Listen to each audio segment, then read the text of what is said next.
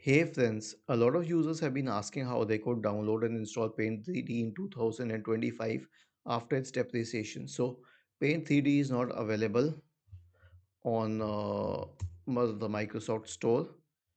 I tried downloading the Softonic link. Let me show you. We'll search for Paint 3D. I went to Softonic and I tried downloading this link. So the reason I'm giving a long answer is because otherwise I won't be able to convince people.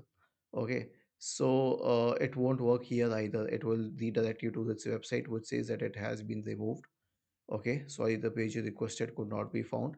Now there are people who are trying to draw you to links from where you can download this, but I will strongly suggest against it, because first of all it is a depreciated app, and secondly it can make your system vulnerable to phishing and other sort of malware.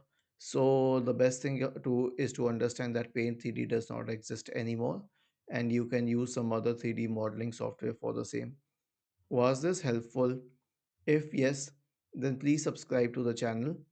If not, then let us know in the comment section of the video on how we could help you further. Thank you for watching this video and have a nice day.